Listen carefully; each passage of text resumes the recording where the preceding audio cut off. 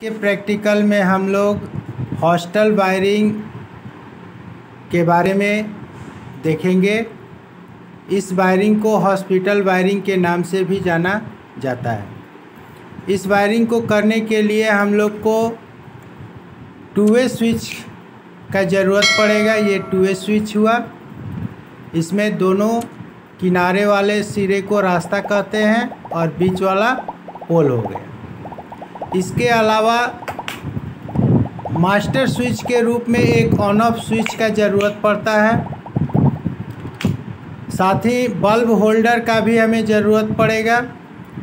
जितने रूम में हमको कनेक्शन करना है उतने बल्ब होल्डर का ज़रूरत पड़ेगा और उतने ही टू वे स्विच का भी ज़रूरत पड़ेगा।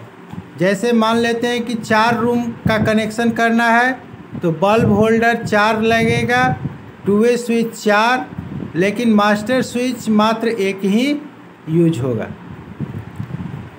अब हम लोग इस टू वे स्विच को किस प्रकार से कनेक्शन करेंगे, एक एक कनेक्शन हम आपको करके दिखा रहे हैं। सबसे पहले हम लोग टू वे स्विच के एक रास्ते से ये रेड वायर को दूसरे टू वे स्विच के सिरे पर जोड़ते हैं और इस टू वे स्विच के एक सिरे को ब्लैक वायर से दूसरे टू वे स्विच के दूसरे रास्ते पर जोड़ते हैं। इसी प्रकार एक और टू वे स्विच का यूज करेंगे हम लोग। जैसे ये टू वे स्विच हो गया तो इसमें रेड वायर को रेड वायर वाले से और ब्लैक वायर को ब्लैक वायर से जोड़ देंगे। हम लोग ये 3 टू वे स्विच के सिरे को एक साथ कनेक्ट कर दिए। अब इसके साथ हम लोग एक ऑन ऑफ स्विच जो मास्टर स्विच का काम करेगा, इसको हम लोग इसके दोनों सिरे को टू वे स्विच के दोनों पॉइंट पर जोड़ते हैं। अब हम लोग 3 रूम के बारे में कनेक्शन कर रहे हैं, इसलिए 3 बल्ब होल्डर लिए।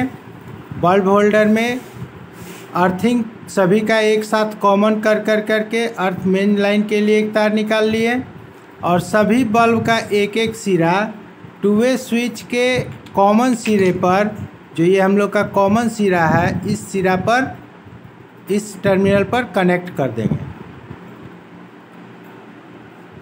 ये हम लोग का बंद करके सर्किट कंप्लीट हो चुका है। अब मेन सप्लाई के लिए ये 2 तार हम लोग मेन सप्लाई के बोर्ड में डालते हैं।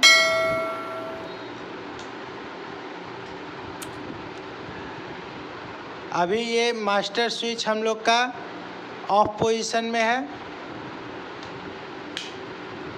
जिस स्विच को ऑन करेंगे जिस रूम का, वो बल्ब जलेगा।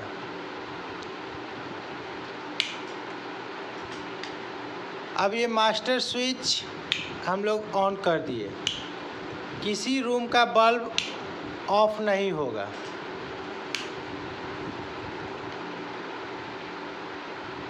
अब हम लोग